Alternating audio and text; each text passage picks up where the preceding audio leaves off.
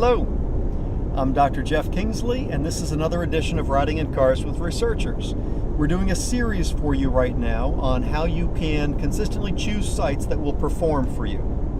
Today we're going to talk about infrastructure.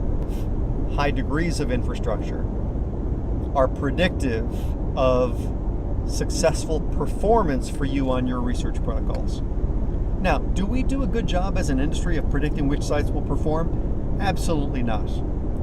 But it's difficult to predict, which is why we have to look for red flags. A red flag is not a hard stop. A red flag is simply a pause. A red flag is a, hey, we should look into this more deeply. You will nonetheless choose sites that underperform from time to time. That's because research is tough. Major League Baseball is tough. You can be a Major League Baseball player. You don't get a hit every time you get up to the plate. You certainly don't get a home run every time you get up to the plate.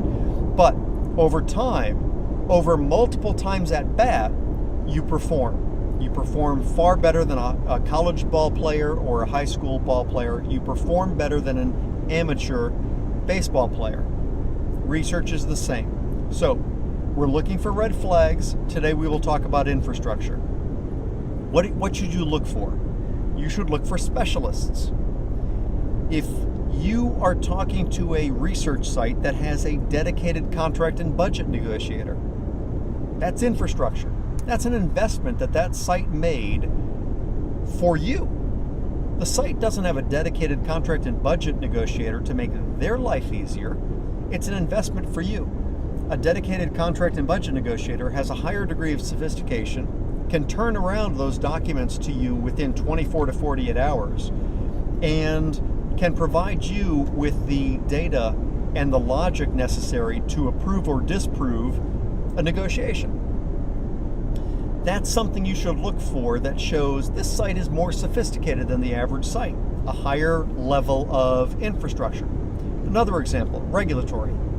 If the coordinator is also doing the regulatory work, that's lower specialization, lower infrastructure. But a site with a dedicated regulatory specialist can perform for you more readily. They will have fewer regulatory errors. They will have faster turnaround time, and they will ultimately serve you better. Other examples, data entry. A dedicated data entry person. What about technology? Sites that have invested in CTMS, clinical trial management software. What about e-source and e-regulatory solutions? Those all serve you better in enrollment, quality, and timelines.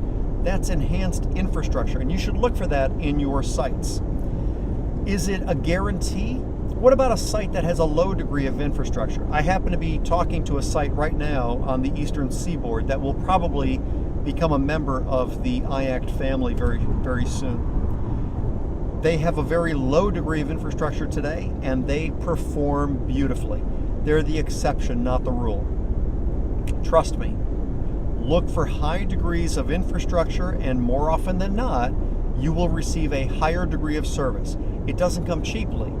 Infrastructure is expensive, but the ultimate win is yours when you are getting consistently higher, predictable enrollment, quality of your data, and faster timelines with higher degrees of customer service. Look for infrastructure. Take care.